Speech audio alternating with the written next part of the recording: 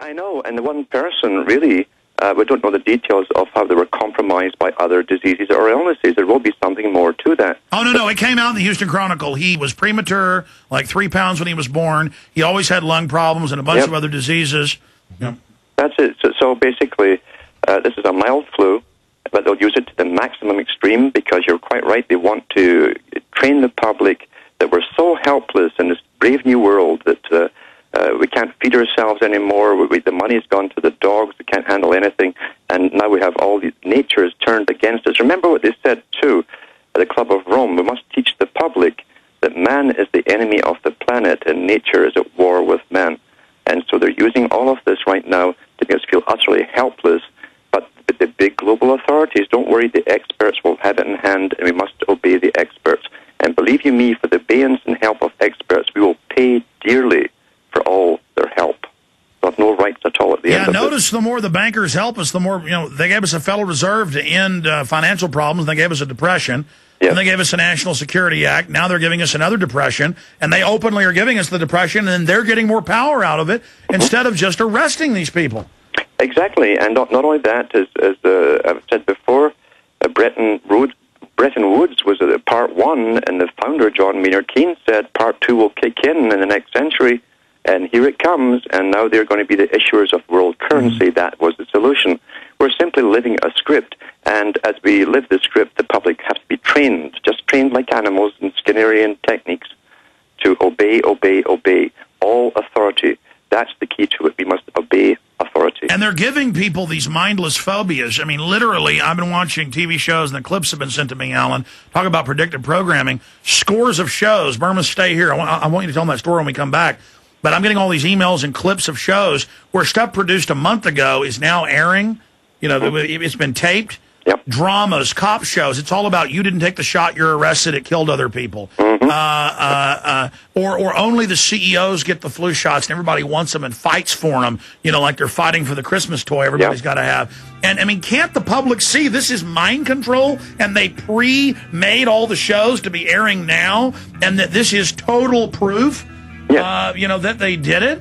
I mean, this is like insider trading. The CIA-owned companies did record American and United put options, and then nobody gets in trouble. Now you have all the shows, literally all over TV, about flu as the flu happens outside of flu season, and it isn't obvious to people. Let's talk about predictive programming when we get back. You're listening to GCN, the world leader in independent talk radio. I want Alan Watt to break down predictive programming. I know people that know Alan Watt. Charlie Sheen says he's a great guy. Max Kaiser's friends with him. But he is a gun grabber. I don't like that. And he's going to be running for Senate, he's talking about now. But you're not talking about Alan Watt. You're talking about Alec Baldwin. Yes, Alec Baldwin. You said Alan Watt. Alan Watt is running for Senate, and he's friends with Charlie Sheen. Now, listen, I got too much going on in my head, Burmis, and I'm also listening. You breathe in the microphone. But the issue is Burmis will be live tonight, 9 to midnight, with the InfoWarriors show here on the network, doing a great job. And I'll be popping in with him some as well because I'm going to be up here working on a film, a special release we're going to be announcing next week, something a little special. But going back to Alec Baldwin is a great actor, and I want to get Alan Watt's take on this with predictive programming. And so I wanted to play this particular clip from Hulu. And if you watch the clip carefully, he's playing the part of an alien, a master race. When he walks in, it shows people behind him being led away dead to have their brains taken. After your brains are taken, they're going to kill you. And they say, it's ridiculous that TV, eats your brain. It only softens it. Hulu takes it all the way. What are you going to do? Turn your TV off? Well, TV really is doing this. The elites see themselves as the Morlock, us the Eloi. They are controlling us. They are doing all of this. And so this is how they are conditioning us. So this is really a very sinister ad as they throw it in our face. And it's funny that we're being killed and we're being brainwashed and we're losing our soul to the television when in reality it's actually doing that, causing Alzheimer's, all these other things, all the big studies about how it does cause brain damage. They make a big joke out of it in his TV show. You were saying one of many we've heard about, but you saw it, where everybody's fighting to get the vaccine. So this is how they do predictive programming. I want Alan Watt to talk about that. Now, but see, there's the big joke there is that oh, we're enslaving you, and the guy's laughing, and he's laughing back at him, and then he stops laughing. It's a fake laugh. It's like, look, this ad is a joke on you. I don't even know if Baldwin understands this. He's dinner, too. You know, I mean, in between the laughing, he gives him that look like, I'm going to eat you. You know, it's crazy. Crazy. And it shows him in the background taking people they've killed away, and it's all done like in a clinical way. Now, Alan Watt, tell folks about predictive programming for those that don't understand. The government admits and the media admits. Like you watch all science fiction movies, Starship Troopers, that science fiction movie that they just did with a few years ago with Clooney. It's all about, I want to really do good so I can get a license to have children so I can compete to be 1 out of 1,000 to have kids. That's predictive programming. They're telling you what the future is going to be, and you see stuff 40 years ago in science fiction. It's what happened today. Explain predictive programming, and then Burmis is going to briefly tell folks what happened on this last sitcom with Alec Baldwin.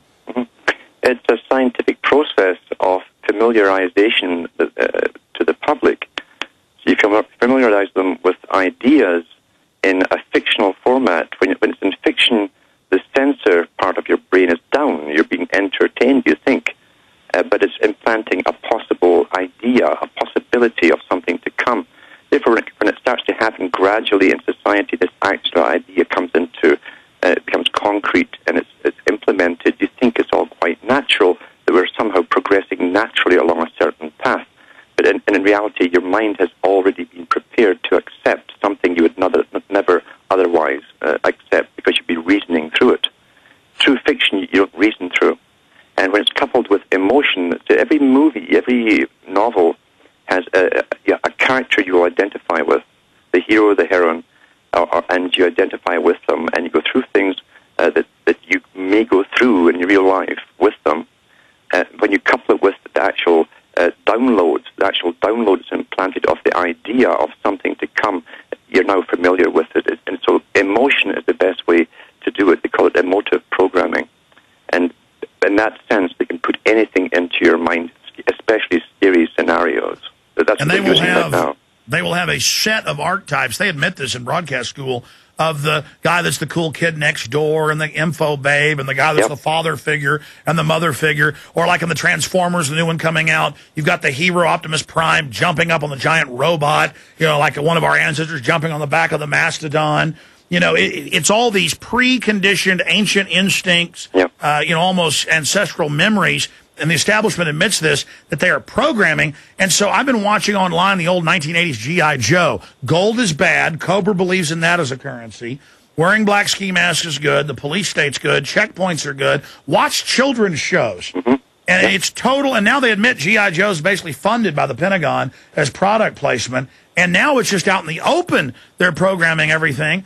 And then they admit the Pentagon developed video games. Now they're hiring people that are good at the flight simulators to fly the Predator drones. Now the Zit-Face kids are 25. They're actually flying the death drones. They're being recruited into the Air Force.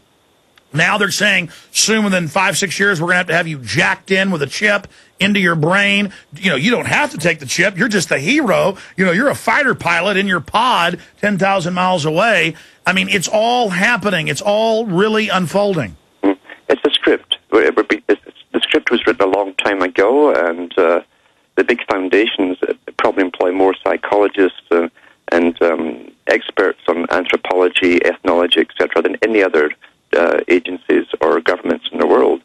And they basically are the ones. The parallel government is comprised, remember, of big foundations, which are just the fronts for the bankers. And they bypass all democracy. They have their agenda. Their agenda was written a long time ago. The big boys who gave us Brave New World in the 1930s, talking about genetic engineering of a fixed population with special purposes for you'd be designated with your job for life. You'd be created for that job, physically created for that job. It was done in the 30s. They all belonged to the same organization for this world governmental system. A scientific dictatorship was what Huxley called it. And that's what we're going into. And they're using fear. Now, we've all heard about the global warming scams and so on and so on. And again, it's coming from the United Nations, the International Panel on Climate Change. Here's a quote from them. Here's a quote from one of the top guys there at the United Nations. Stephen Schneider, Stanford professor of climatology, lead author of the IPCC reports for the United Nations. He says, we need to get some broad the public's imagination. So we have to offer up scary scenarios, made simplified, dramatic statements, and make little mention of any doubts. In other words, terror, terror, terror. It is each of us has to decide what's the right balance between being effective and being honest. And then the other chairman, Sir Hugh Houghton of the IPCC at the United Nations, that's giving the global warming scam, he says, unless we announce disasters, no one will listen. Well, this whole health thing with the flu right now is for the World Health Organization at the United Nations, and it's now their turn to do the same thing with scary scenarios. That's what's happening right now.